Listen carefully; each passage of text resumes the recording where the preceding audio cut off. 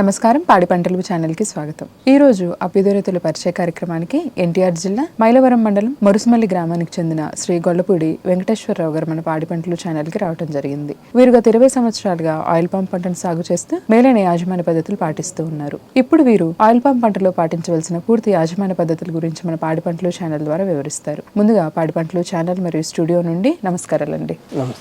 నమస్తే అండి. నా పేరు గొల్లపూడి వెంకటేశ్వరరావు అండి. నేను గత 20 సంవత్సరాల నుంచి ఆయిల్ ఫామ్ సాగు చేస్తున్నాను అండి. 6 ఎకరాలు సాగు చేస్తాను. ఆయిల్ ఫామ్కి తొలుత దుక్కిలో వేసి కల్టివేటర్ చేసి ఎకరానికి 57 మొక్కలు లెక్క గుంతలు తీసి పెడతామండి. గుంతల్లో వర్మీ కంపోస్ట్ వేసి గుంతల్లో మొక్కలు పెడతామండి. మొక్క వచ్చి ఒక్కొక్క మొక్కకి 40 రూపాయలు కూలీ ఖర్చు తీసుకుంటారు. ఆయిల్ ఫామ్ కి నల్లరేగడి నెలలు, ఎర్ర నెలలు, ఇసుక నెలలు పనిచేస్తాయండి. చౌటి నెలలు పనికిరావు. మొక్కలకి 100% సబ్సిడీ ఉందండి. అంతర పంటలకు కూడా ఇప్పుడు సబ్సిడీ ఇస్తున్నారు. మొక్కలు మేము అప్లికేషన్ పెట్టుకోగానే పతంజలి ఫ్యాక్టరీ వాళ్ళు డైరెక్ట్ గా మాకు ఇంటి దగ్గరకే పంపించారు. 3 సంవత్సరాలు దాంట్లో అంతర పంటగా మొక్కజొన్న, మిర్చి, పసుపు ఇలాంటివి వేస్తాము. మాకు 4 ఎకరాలు ముదురు తోట, 2 ఎకరాలు లేత తోట ఉంది. ముదురు తోట వచ్చి సంవత్సరానికి 13 టన్నులు దిగుబడి వస్తుంది. ముదురు తోటకి సంవత్సరానికి ఎకరాకి 3 టన్నులు లెక్క, 2 ట్రక్కులు అంటే 6 టన్నుల పసుపు వేస్తాము. 2 దఫాలుగా తొలుత 3 50 కేజీలు సింగిల్ సూపర్ పొటాష్ వేస్తాము. ఒక 50 కేజీలు అమ్మోనియా బ్యాగ్ వేస్తాము. డ్రిప్పులో సూక్ష్మ పోషకాలైన మెగ్నీషియం, బోరాను, జింకు ఇవి డ్రిప్పులు 2 దఫాలుగా సంవత్సరానికి 2 దఫాలుగా ఇస్తాము. పొటాషు డ్రిప్లో ఇస్తాము. పొటాషియం కూడా మాది డ్రిప్పు బోరు అండి.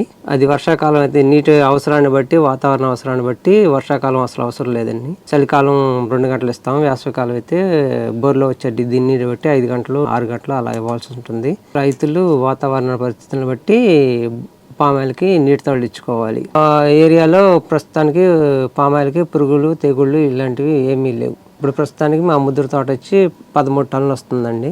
ఖర్చు వచ్చేసరికి 15 నుంచి 20 వేలు మధ్యలో అవుతుంది. మార్కెటింగ్ ప్రతి సోమవారం మాకు పతంజలి ఫ్యాక్టరీ వాళ్ళు ఒక కలెక్షన్ సెంటర్ ఉందండి వేబిడ్జి దగ్గరికి. అక్కడికే వస్తారు. మేము అక్కడ తీసుకెళ్తాం. ఈ 4 ఎకరాలకు కూడా పామాయిల్ నేను సొంతం చేసుకోగలను. కూలీల ఖర్చు అవసరం లేదు, సొంతం చేసుకోగలను. ఆయిల్ పామ్కి ప్రతి నెల ఏ నెలకైనా రేట్ ఫిక్స్ చేస్తారు. ఈ అక్టోబర్ నెలలో 9,500 ఉంది. రైతులు అన్ని పంటల కన్నా ఆయిల్ పామ్ని సులువుగా చేసుకోవచ్చు.